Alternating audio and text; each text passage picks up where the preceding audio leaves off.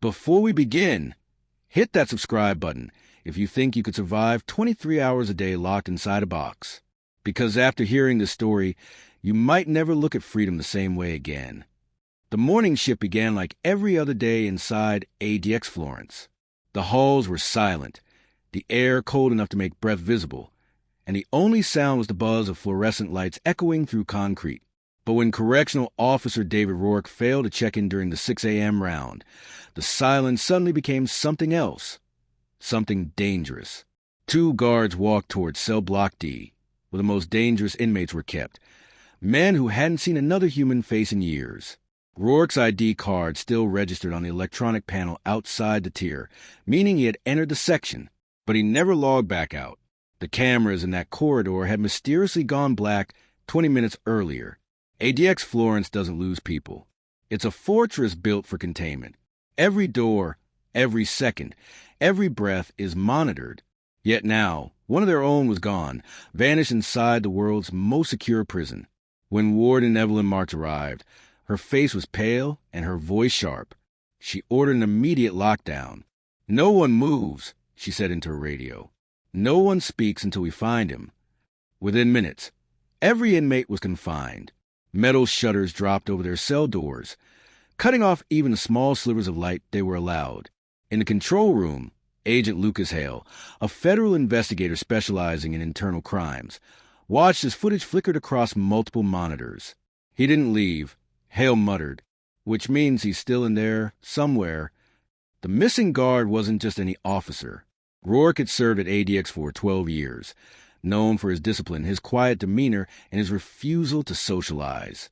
But recently, he had started asking questions about inmate transfers that no one seemed to know about. The week before his disappearance, he had filed a confidential report to Internal Affairs, one that was never found. Hale walked the silent corridor himself. Every cell was locked tight, every inmate accounted for. Yet the air felt heavier, as though the walls themselves were holding a secret. The faint hum of ventilation and the distant echo of dripping water filled the silence. Then he noticed it, a small dark stain on the floor, trailing toward the maintenance hatch behind the electrical panel. When they pried it open, a gust of air rolled out, cold, damp, metallic. The space beneath was narrow, an old ventilation tunnel long sealed off. These passages were supposed to be decommissioned when they upgraded the building. Hale said, shining his flashlight into the dark. The beam caught something, a torn piece of uniform fabric with Rourke's badge attached. Hours turned into days. No sign of Rourke. The story never reached the media. It was handled quietly, internally. But rumors began to spread among staff that he discovered something hidden in the lower levels of ADX. Something about prisoners who didn't appear on any logbooks. Ghost inmates, one guard whispered. People erased on paper, but still locked in steel. When Hale confronted Warden Marks about it, her tone changed. "There are no ghost inmates," she said firmly. "And if there were, you wouldn't have clearance to ask." Her eyes lingered just a moment too long before she turned away. That night, Hale returned to his temporary quarters within the prison compound. The power flickered. Somewhere deep below, an alarm blipped on for a second, then stopped. He stared out the window at the sprawling complex, the blue lights reflecting off razor wire. Something wasn't right here. This wasn't just a missing person case. It felt like a message, one buried under concrete and control. In his office, Hale found a single envelope on his desk. No one should have been able to enter.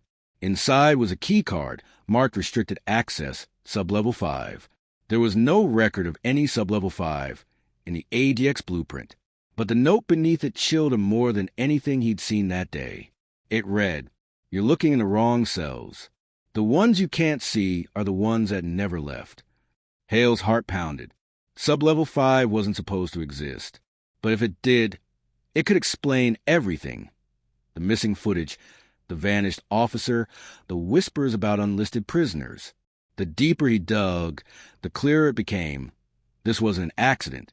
Someone or something inside ADX was erasing evidence.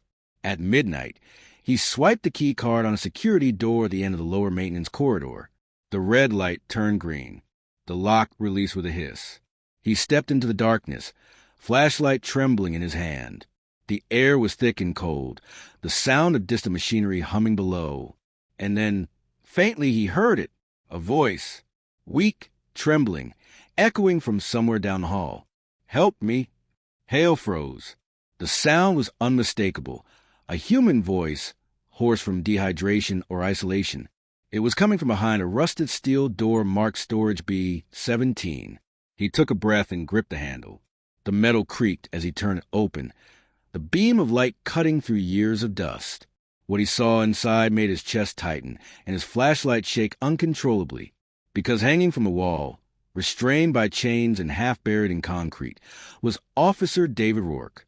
His uniform torn, eyes sunken, his lips barely moving as he whispered, "They're not prisoners, they're replacements." And then the lights went out. The lights snapped out, swallowing the corridor in complete blackness. Agent Hale's pulse roared in his ears.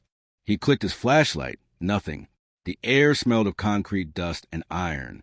Somewhere down the hall, a faint metallic clank echoed, like a chain swinging in the dark. When the emergency lights flickered back on, the room was empty. The wall where Officer David Rourke had been chained was bare, only 2 broken cuffs dangling from the concrete, smeared with rust and something darker. Hale stumbled back, heart hammering, trying to process what he'd seen. Had he imagined it? No. The smell of blood was real. The imprint of Rourke's body on the wall was real. But now, the man was gone. He pulled out his radio. "Control, this is Agent Hale. I'm in a restricted corridor. I need a team down here immediately." Static. He tried again. Nothing but dead air. The silence in ADX Florence had always been oppressive, but now it felt alive, like the walls themselves were listening. Hale started back down the corridor, but the door he'd entered through had sealed shut. He swiped the keycard again. Red light. Access denied. He was locked in. Hours later, Hale made it back to the upper levels through a maintenance ladder that hadn't been used in years. By the time he emerged, covered in dust and sweat, Warden Marks was already waiting, flanked by 2 officers in tactical gear. "Agent Hale," she said coolly, "you've triggered multiple security alerts. You've been in restricted areas without authorization." "I was following a lead," he shot back. "Rourke's alive. Or he was. I found him, restrained underground. There's a sublevel beneath the main facility. You know about it." Marks's expression didn't change. "You've been misinformed. There is no such level. This conversation never happened." Hale stepped closer, lowering his voice. "Don't lie to me, Warden. Someone inside this prison is moving people off the record. Rourke discovered it. That's why he disappeared." Marks gave a thin smile. "Agent, I think you've been working too many hours. You'll be escorted out until further notice. You'll receive a call from Washington in the morning." It wasn't a suggestion. 2 guards flanked him instantly. He knew what was happening. They were shutting him down. But Hale had seen something no one wanted exposed. Sublevel 5 existed. That night, instead of leaving the facility, Hale hid in one of the abandoned service corridors near the archives. When the guard's footsteps faded, he broke into the restricted server room and accessed the security mainframe. Most of the digital files were encrypted, but one folder stood out, labeled Program Echo. The folder contained hundreds of hidden prisoner records. No photos, no trial numbers, just codes and aliases, each marked non-existent. He scrolled further until he found Rourke's file, status, transfer date, March 17, 25, destination, sublevel 5. Transferred, Hale whispered. Transferred to what? As he dug deeper, one file opened on its own, like someone had been remotely monitoring the system. A live camera feed appeared. The timestamp matched current time. The footage showed a corridor identical to the one Hale had just escaped from, dimly lit, lined with steel doors. Then a figure appeared on the screen. Rourke, his uniform torn, his eyes hollow. He walked slowly toward the camera, staring straight into the lens, as if he could see Hale watching. Then the feed cut to black. Before Hale could react, the door behind him creaked open. He turned. Warden Marks stood there with 2 armed officers. "You shouldn't have seen that," she said softly. "You're experimenting on them." Hale said, "What is this? Mind control? Medical testing?" "It's containment," she replied coldly. "The kind your country demands.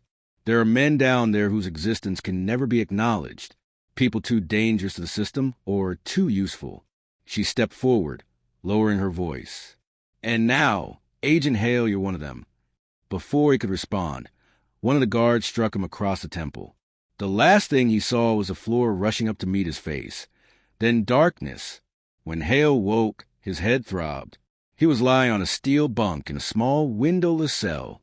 Fluorescent light hummed overhead. On the wall was a number, B-17. He pressed against the steel door, solid, unmoving. There was no handle, no sound outside, no clock, no sense of time. A slot at the bottom opened silently, and a metal tray slid through. Food. The same meal served to the inmates he'd once investigated. Panic clawed at his chest. He pounded on the door, shouted, demanded to speak to Marks. No reply. Hours passed. Or maybe days. The silence was unbearable. Then, faintly, from a ventilation grate above, came a whisper. "Agent Hale."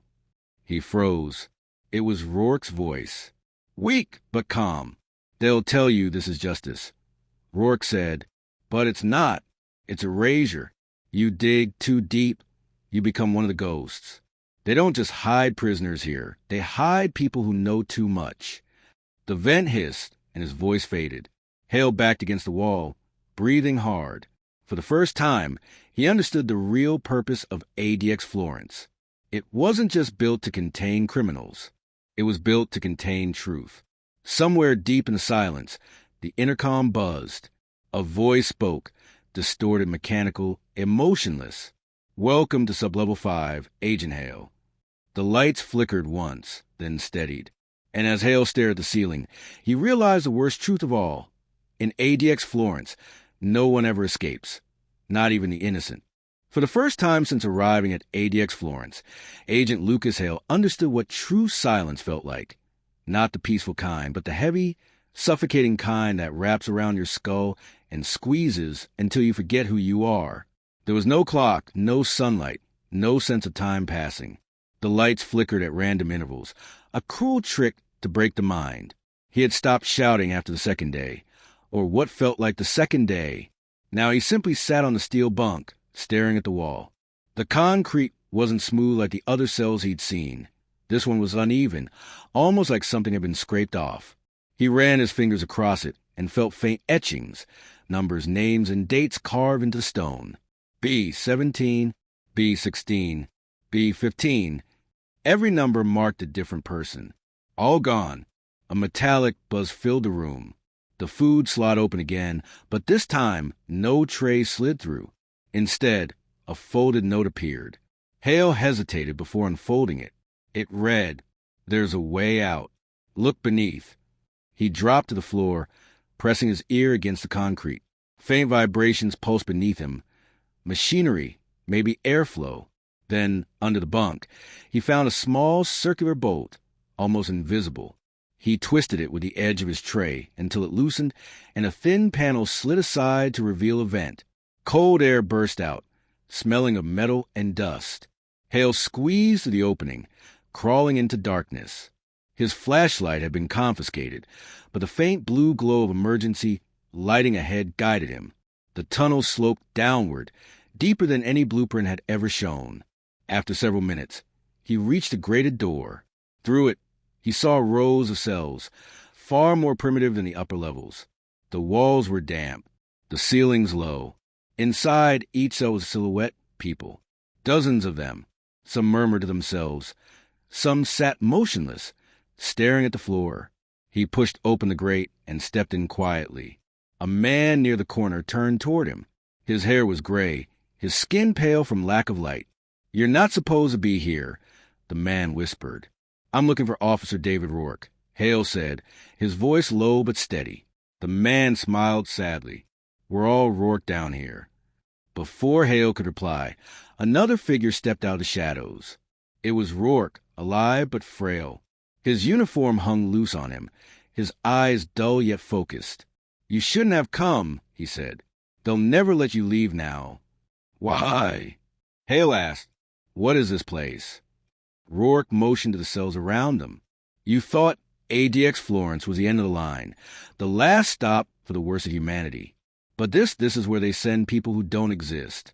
Former agents, whistleblowers, soldiers who saw too much, men whose cases never made sense on paper. They bury us in silence and call it justice. He stepped closer. They built Sublevel 5 long, before ADX opened. The prison was just a cover to expand it. You think this is about punishment? No, it's about containment. Of truth, of people, of secrets. Hale looked around the corridor again. The faces staring back at him were blank, ghost-like. Some wore tattered prison uniforms, others remnants of military fatigues. On one wall, faint graffiti spelled out the words, "We were never here." Suddenly, a deafening alarm blared through the tunnel. Red lights began flashing overhead. "They found you," Rourke said, pulling Hale toward a side passage. "Come on." They sprinted through the narrow corridor, the sound of boots and metallic doors slamming echoing behind them. The deeper they ran, the louder the noise grew, until they burst into a chamber filled with massive servers and old control consoles. "This is it," Rourke shouted over the alarm. "They store everything here. Files, surveillance, identity records, every erased life." He typed furiously on one of the terminals. The monitors flickered, displaying pages of classified documents, agent profiles, government experiments, prisoner logs that had never existed. Hale saw his own name flash across one of the screens. Hale Lucas, terminated. Internal breach. Deceased October 23rd, 25. His stomach turned cold. "They've already erased me." Rourke nodded grimly. "They erase you first on paper. Then they erase you for real." The pounding of boots grew louder. Guards were closing in. Rourke handed Hale a small flash drive. "Take it. It's proof. Get it out if you can." "What about you?" Hale demanded. Rourke smiled faintly. "I've been gone a long time." He slammed his fist on a control switch. The floor trembled, alarms wailing even louder. Doors began locking across the level as backup systems kicked in. "Go!" he shouted. "Up that shaft. It leads to the maintenance yard." Hale ran, climbing the rusted ladder as the chamber below filled with smoke and the sound of collapsing concrete. He didn't look back. He couldn't. When he finally emerged, dawn was breaking over the Colorado desert. The cold air hit his face like a slap. The entire facility below was in chaos, sirens blaring, drones circling overhead. He stumbled toward the perimeter fence, clutching the flash drive in his hand. He didn't make it far. A black SUV screeched to a halt ahead of him. Warden Mark stepped out, flanked by federal agents. Her expression was calm, almost pitying. "You made it further than most," she said softly. "But you were never meant to leave." Hale tightened his grip on the flash drive. "You can bury me," he said, "but you can't bury the truth." Marks tilted her head slightly. "That's the thing, Agent Hale. The truth doesn't matter if no one remembers you." A tranquilizer dart hit his shoulder. The world spun, fading into blue and static. The last thing he saw was a rising sun glinting off the steel towers of ADX Florence, a silent monument to secrets that would never see daylight. Weeks later, an anonymous package arrived at a small newsroom in Denver. Inside was a flash drive. No name, no note, just a single video file titled The Forgotten Ones. The footage showed empty corridors, sealed doors, and the logo of the U.S. Bureau of Prisons. Then cut to black. Authorities denied any connection. ADX Florence continued its operations without interruption. And somewhere beneath its concrete floors, in the dark heart of Sublevel 5, a new name was etched into the wall of the forgotten cells.